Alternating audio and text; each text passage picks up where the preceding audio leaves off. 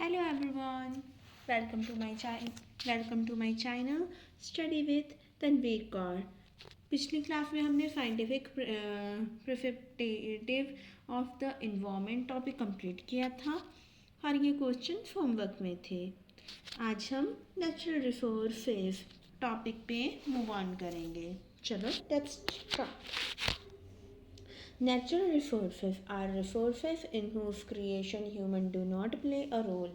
Natural resource प्राकृतिक resources पदार्थ वो चीज़ें होती हैं जिसमें हमारा कोई भी रोल नहीं होता, हमारा कोई भी काम नहीं होता, खुद बनते हैं, ठीक है, पर हम उन्हें यूज़ करते हैं. Human only extract resources from there natural setting. Human क्या करते हैं, सिर्फ उनको निकालते हैं उन जहाँ पे वो दबे होते हैं, जहाँ पे वो छुपे होते हैं, ठीक है, माइनिंग करके, ठीक है, खदाने लगा के, इंडस्ट्री मतलब खदाने लगा के, मशीनें निकाल के हम तो उन्हें निकालते हैं, हम उन्हें बनाते थोड़ी ना है. आयरन ओर को हम बनाते हैं, नहीं बनाते. बॉक्साइट को हम बनाते हैं, नहीं बनाते. और बॉक्साइट से क्या बनता है, aluminium. For example, the wood we collect from the forest is a natural resource. जो हम लकड़ी जंगलों से लाते हैं वो तो नेचुरल रिसोर्स है ना.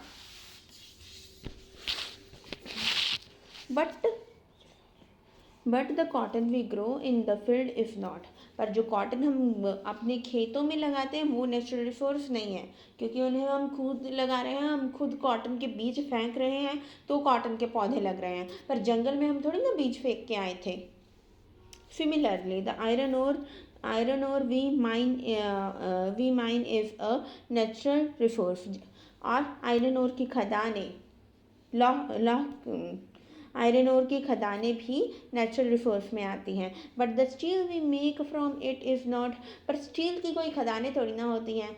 आयरन ओर की हेल्प से स्टील बनता है ना, तो स्टील की कोई खदानें नहीं हैं. स्टील हम खुद बनाते हैं, वो नेचुरल रिसोर्स भी नहीं है. हाँ, वो नेचुरल रिसोर्स से बनता ज़रूर है.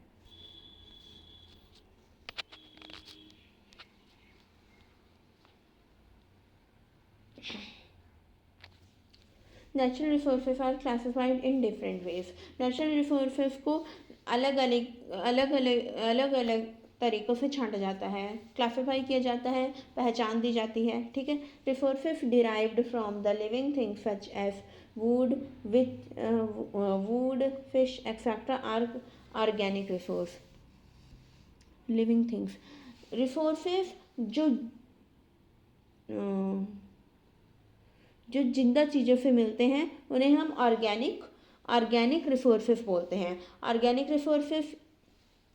रिसोर्सेज में क्या क्या होता है, फिश आती है और लकड़ी आती है, ऐसी कई चीज़ें आती हैं, जानवर आते हैं इनमें, ठीक है, ऑर्गेनिक रिसोर्सेज में, ठीक है. जो लिविंग थिंग होगी वो ऑर्गेनिक रिसोर्स में आएगी, ठीक है. Coal and mineral oil also belong to this category. Coal और मिनरल ऑयल भी ऑर्गेनिक रिसोर्स से आते हैं क्योंकि they are fossilized living being, क्योंकि वो फॉसिलाइज्ड हैं. जैसे कोल कैसे बना है, जब पृथ्वी फटी थी डायनासॉर्स के वक्त, जो ट्रीज नीचे दब गए, जो पौधे नीचे दब गए, वो कोल बन गया. और पौधे क्या हैं, पौधा तो जिंदा प्राणी है ना.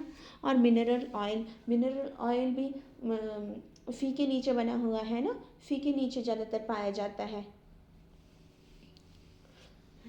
और वो कैसे बना है, वो ओशन एनिमल्स और डायनासॉर्स से बना है, ठीक है.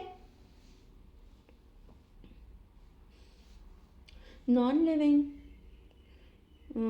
Living physical resources such as land, air, water, metallic, mineral, etc. belong to category of inorganic resources.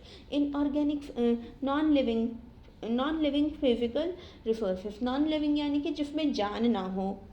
Physical resources, physical का मतलब जो हमें दिखता हो, रिसोर्सेज का मतलब जो हम अपनी लग्जरियस लाइफ बनाने के लिए यूज़ करते हो, है ना, जो हमारी डेवलपमेंट के लिए यूज़ हो उसे हम रिसोर्सेज बोलते हैं. जो हमारी तरक्की में हेल्प करे उसे हम रिसोर्सेज बोलते हैं.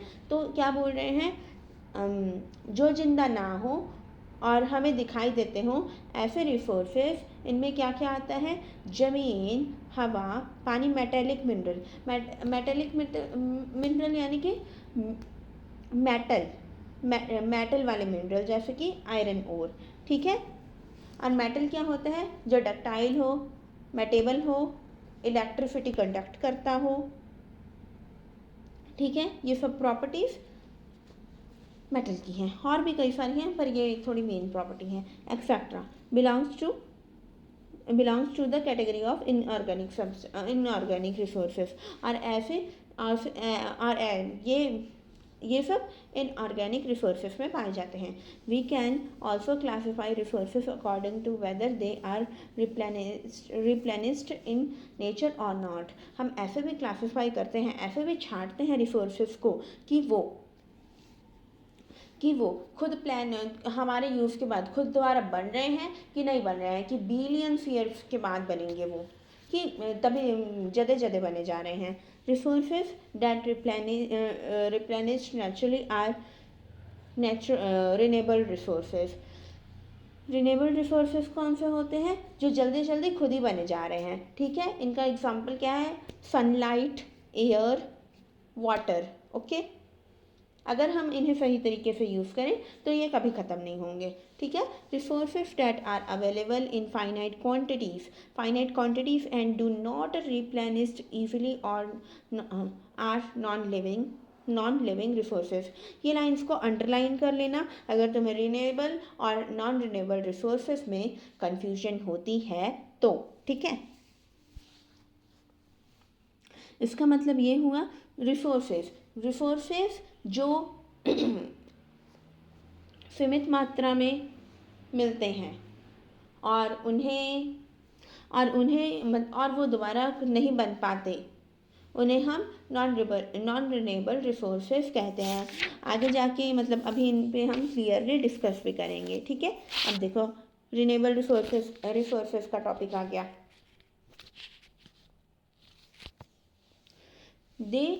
Renewable resources, they replenish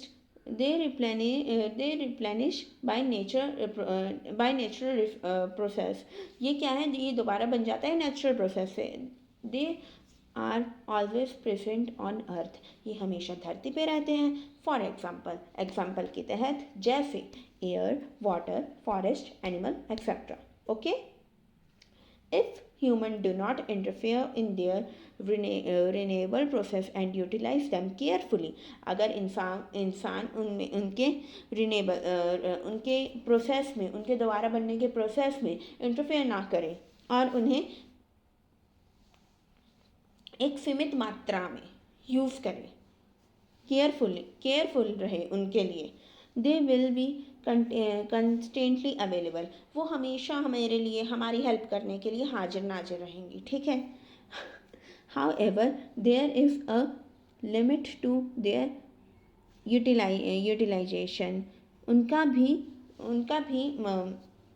एक लिमिट हो जाती है यूज़ करने की। Exceeding the limit or spoiling the resources lead to their degradation and affecting their renewal।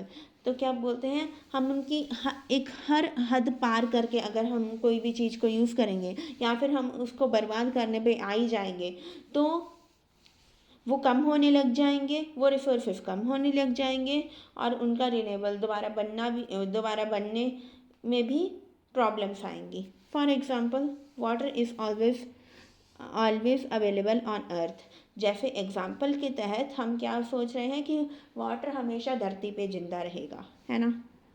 पीने वाला कम है वो अलग बात है। Water evaporates from the ocean and condenses as rainfall। Water क्या होता है? इवेपरेशन होती है ओशन से और हमें क्या मिलता है? वर्षा की बूंद, वर्षा आती है धरती पे। इवेपरेट होने के बाद वर्षा के रूप में वो दोबारा धरती पे आता है। Some of this rain water seeps into the earth to replenish the ground water कैसे बनता है? जो रेन वाटर धरती के अंदर एंटर करता बिल्कुल ग्राउंड वाटर का भी वाटर टेबल देखना, तब तुम लोग को समझ में आएगा। लास्ट में ग्राउंड वाटर होता है ना। सॉरी तो वहाँ तक जो वाटर जा पाता है वो ग्राउंड वाटर को रिचार्ज करता है, दोबारा बनाता है, ठीक है। और इतना इजीली और बहुत कम वाटर जा पाता है, तो जो ग्राउंड वाटर है उसे हम एक सीमित मात्रा में ही यूज़ करते हैं, क्योंकि जैसे बेंगलोर, चेन्नई जैसे शहरों में ग्राउंड वाटर कम है, या फिर ग्राउंड वाटर ख़त्म ही हो गया है वहाँ।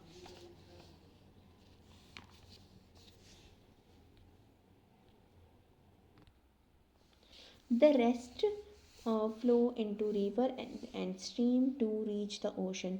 और बाकी का कहाँ चला जाता है, रिवर में, स्ट्रीम में, कहाँ जाने में, ओशन में पहुँचने के लिए, ठीक है। This endless cycle renews water. ऐसा ही बिना ख़त्म होने वाला प्रोसेस, साइकिल, बार बार वाटर को ख़त्म होने से रोकता है। However obstacles in the process disturb the water cycle. जो रुकावटें आती हैं वाटर साइकिल में, वो वाटर साइकिल को डिस्टर्ब करती हैं। For example depletion of forest cover result in less water seeping into the earth. Forest को हानि पहुंचाने पे, फॉरेस्ट कवर एरिया को हानि पहुंचाने के हमें परिणाम क्या मिले कि अर्थ में कम पानी जा रहा है, ग्राउंड वाटर कम हो रहा है। This affect the recharge of ground water. और ग्राउंड वाटर ऐसे कम हो रहा है क्योंकि वो दोबारा वहाँ पानी नहीं जा रहा, और हम निकालते रहेंगे तो वो ख़त्म होगा ही ना। अगर उसमें डाल नहीं रहे, अगर हम बॉटल में पानी ना डालें और पी जाए पूरा, तो वो तो ख़त्म होगी ना। दोबारा पानी नहीं डालेंगे तो वो ख़त्म ही रहेगी, एम्प्टी रहेगी। वैसा हाल अभी ग्राउंड वाटर का हो रहा है। फॉर एग्जाम्पल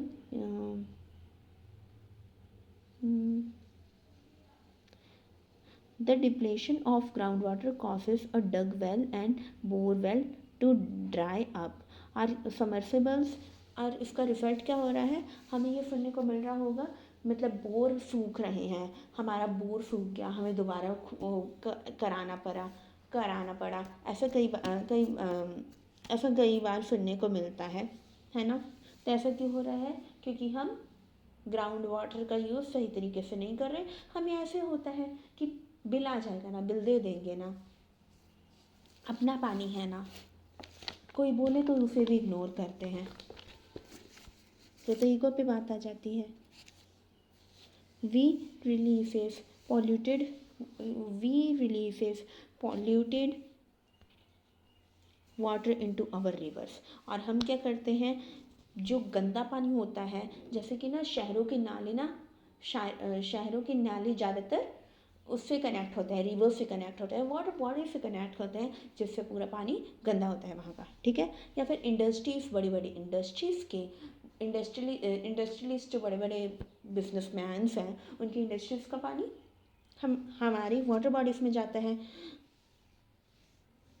वो वाटर को ट्रीट नहीं करते, ड्रेन सिस्टम से रिवर्स या फिर और कोई वाटर बॉडी में फेंक देते हैं। हालांकि कई इंडस्ट्रियलिस्ट इसका ध्यान भी रखते हैं, पर कई नहीं भी रखते, ठीक है।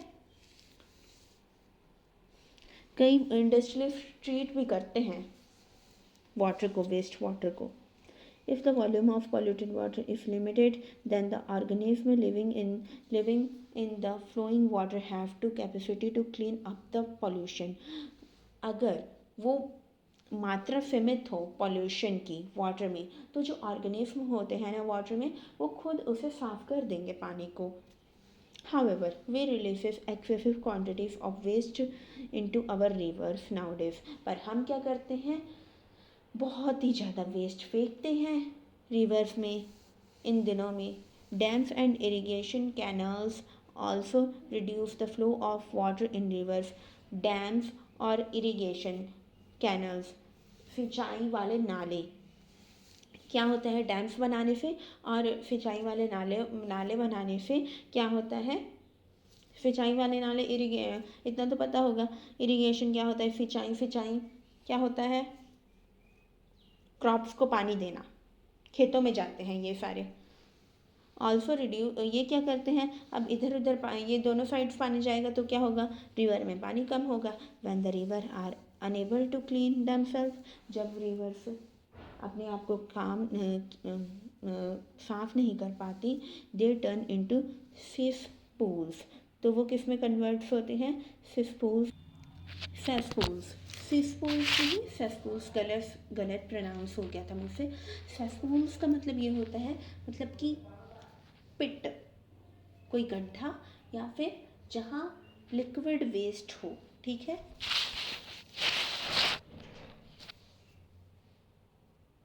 लिक्विड वेस्ट कलेक्ट किया हुआ हो, ठीक है।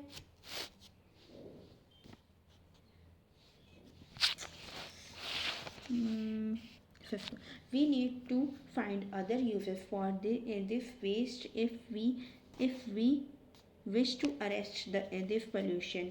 हमें अलग अलग दूसरे तरीके ढूंढने होंगे ये वेस्ट को ट्रीट करने के लिए, कंट्रोल करने के लिए। अगर हम पोल्यूशन को ख़त्म करना चाहते हैं अपनी प्यारी सी धरती से। For example, we can compost water and recycle water compost waste sorry we can compost waste and recycle waste water for use in garden etc. हम क्या कर सकते हैं, एग्जाम्पल के तहत यहाँ बताया गया है कि हम वेस्ट को कंपोस्ट कर सकते हैं और रिसाइकल वेस्ट वाटर, और हम रिसाइकल दोबारा यूज़ करने लायक बना सकते हैं। इस पानी को किस में यूज़ कर सकते हैं, गार्डन्स में लगाने के लिए यूज़ कर सकते हैं ये वेस्ट वाटर को दोबारा अच्छा पानी बना के, ठीक है। We need to reuse and recycle industries waste, हमें क्या करना चाहिए, दोबारा यूज़ करना चाहिए और रिसाइकल करना चाहिए इंडस्ट्रियल वेस्ट को, ठीक है। We need to increase the volume of waste in river to ensure that they do not die, हमें क्या करना चाहिए, पानी की मात्रा बढ़ानी चाहिए रिवर्स में ताकि वो सूख ना जाए कहीं, ठीक है। क्योंकि अभी ये भी काफ़ी बड़ी प्रॉब्लम आई हुई है कि नदियाँ सूख रही हैं। We need to maintain the process of water renewable by preventing disruption in the natural water cycle, हमें बिना मतलब का ताका झाकी नहीं करनी चाहिए वाटर साइकिल में, बिना मतलब की डिस्टर्बेंस नहीं करनी चाहिए ताकि ये अब रिन्यूएबल रिसोर्स बन के रहे। Hence, it is important to keep the renewable cycle of resource in mind if we wish to use them judiciously.